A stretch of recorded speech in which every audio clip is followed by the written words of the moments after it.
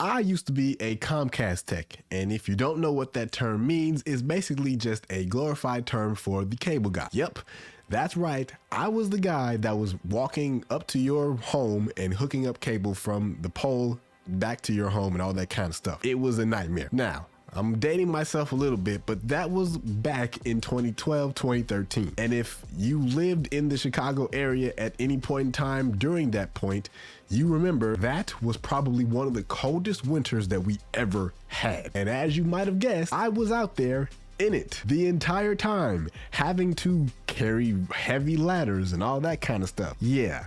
It was not fun. Add to this, I was right in the thick of things on one of the coldest days in the city. And when I say cold, I mean frostbite almost potential. Basically a wind chill of up to -1 or below. And like I said, because it was so cold, I literally almost got frostbite on my hands because I was painstakingly terribly slow on getting the ladder out and up on the pole. Because again, I was a new guy technically. Luckily, I had someone on my team that was very gracious to help me get through that particular job on that day. But had he not, these hands would not have made it. And that's when I knew that something had to change, which then led me to the skill that eventually allowed me to make 6 figures in a year. And that skill, well, it's none other than learning how to code, otherwise known as web development to some. Okay, so you might be wondering at this point, that's cool for you, Joel, but how does that help me in terms of getting started with this particular skill? Well, glad you asked. But before we actually tear the veil back a little bit, we have to step back all the way to 2015, because the year 2015 heading into 2016 was a slight transition period for me. And at the time, I was working or transitioning from Comcast to Geek Squad, and at that point also transitioning out of Geek Squad as well into a high school friend's company that basically gave me a call on a whim on a random day and asked me if I wanted to still be a programmer. And I said,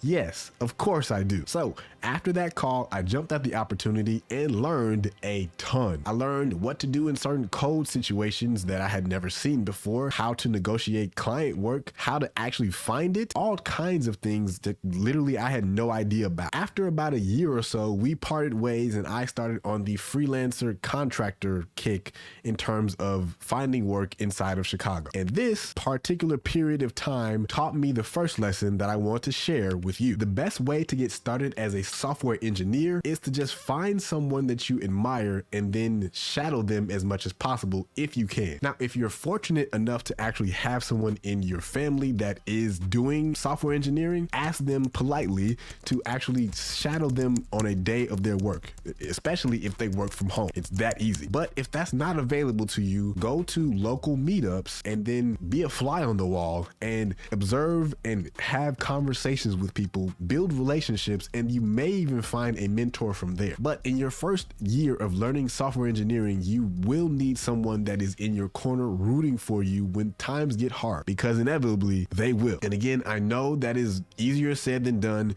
but if push comes to shove, use the internet to find a mentor. But please, do this, because learning in a community, especially in a community of more than one person, will give you a lot more perspective on how you're looking at a particular coding problem or solution in general. If you really want to find a mentor specifically in your own area, go and find a hackathon. It is probably the more challenging things to do in terms of your skill set, but what you come out of it with is a community and possibly even friends for life, which could then supplement your mentorship if you don't already have one. Next up, I wanted to talk about what it is like to find your first job, especially if you're transitioning from freelancing. Now, for those that don't necessarily want a W-2, this is not necessarily something that you have to go into at all, but if you want to actually have a W-2 software engineering job, here's something that you need to pay attention to. And I won't sugarcoat this at all. It is terribly hard sometimes to find your first job as a software engineer when you're first getting started, because a lot of people want to see more of what you've done than what you've learned over years. They want to see things that you can actually solve and produce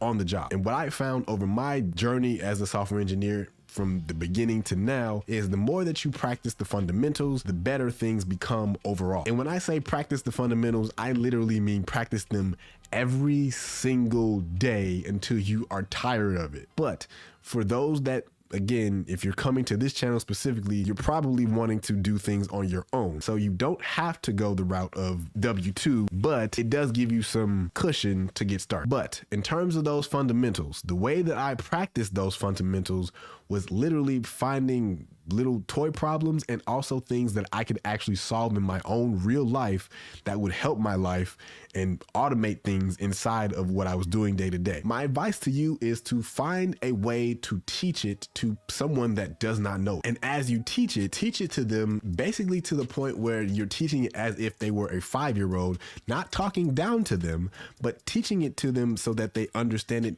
at a very granular level so that then you do too. And at the end of that whole situation, what you should also be doing in parallel is building projects that go along with the things that you're teaching to your classmate, family member, friend, girlfriend, boyfriend, wife, husband, whatever. As long as you're teaching and then building, that will solidify everything that you're talking about inside of your own brain. And then after you've built some projects, please put them on a site called GitHub, which will basically is a site that will allow you to showcase your work to the world. And as a person becoming a developer, if you are in this day and age, you will need that to have basically like a portfolio of the code that you can write and have written in the past. Then you'll want to create your resume, obviously. And if you need a template for that, I have a link down in the description that will basically give you exactly the blueprint that I've used to get my own software engineering jobs.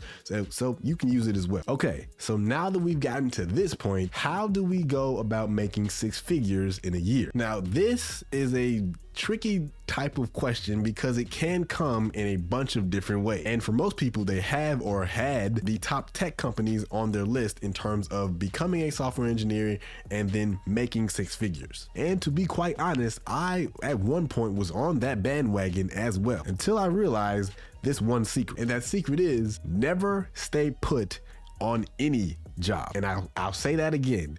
Never stay put, never settle, always learn, but never stay put on any job, especially if you want to move salary ranks fairly quickly. Now, again, this is completely on my own story, but from what I've seen, every time that I moved companies, I always shifted in pay raises every time as well. So my advice to you again is never stay put, always learn what you need to learn to keep growing, but never stay put because loyalty doesn't actually exist. And now making 6 figures in a year is one thing, but actually keeping it is a different story. And that, my friends, especially after you've hit 6 figures, if you've never made that much money in your life before, it takes a lot more discipline to actually hold on to that money. Because if you make 6 figures in a year and then you spend 6 figures in a year, you didn't make it at all. So I beg you, plead with you, do not let your lifestyle raise